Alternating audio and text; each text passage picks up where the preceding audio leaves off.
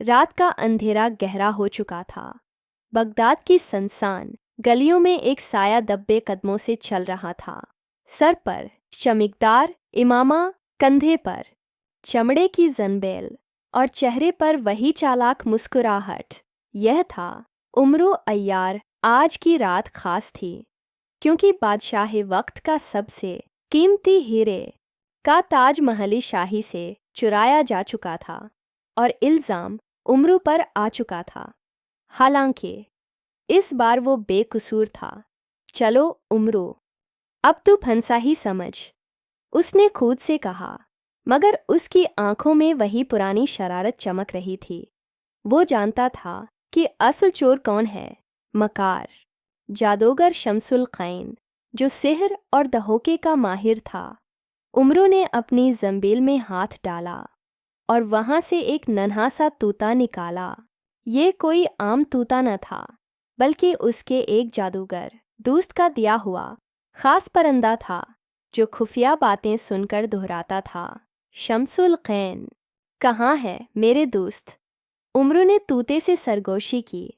तूते ने अपनी नन्ही सी चोंच खोली और बोला, पहाड़ी के उस तरफ, स्याह गार में, जहाँ रोशनी नहीं पहुँचती। उमरो ने एक लम्हा ज़ाया किए बगैर अपना रास्ता लिया। पहाड़ के करीब पहुँचते ही उसे महसूस हुआ कि कुछ गड़बड़ है। माहौल पर एक अजीब सा जादू तारी था, जैसे यहाँ की हवा भी कैद में हो। अचानक जमीन के नीचे से दो दियो नमूदार हुए, जिनकी आंखें अंगारों की तरह दहक रही थीं। वापस चले जाओ, वरना पाश पाश कर दिए जाओगे, दियो धाड़े।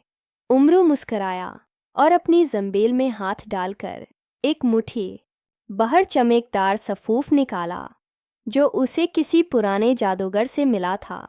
उसने सफूफ दीवों की आंखों पर फेंक दिया और वो फौरन अंधे हो गए।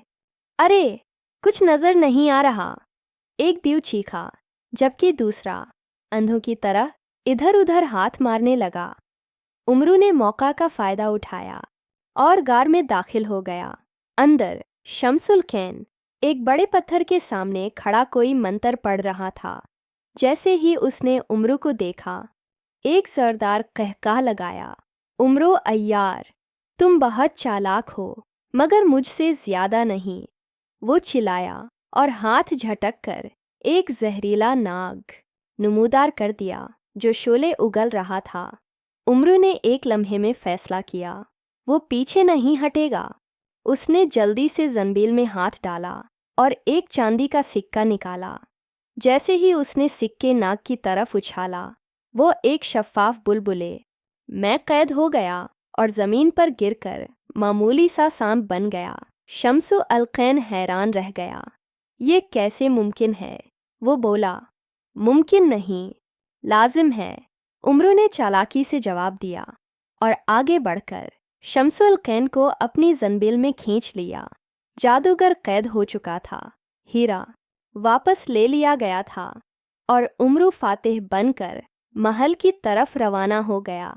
अगली सुबह जब बादशाह को असल चोर का पता चला, तो उसने उमरो को खजाने से नवाजा, मगर उमरो अय्यार हमेशा की तरह अपना इनाम लेने के बजाय एक मुस्कुराहट के साथ वहां से गायब हो गया, नई मुहम्मत की तलाश में।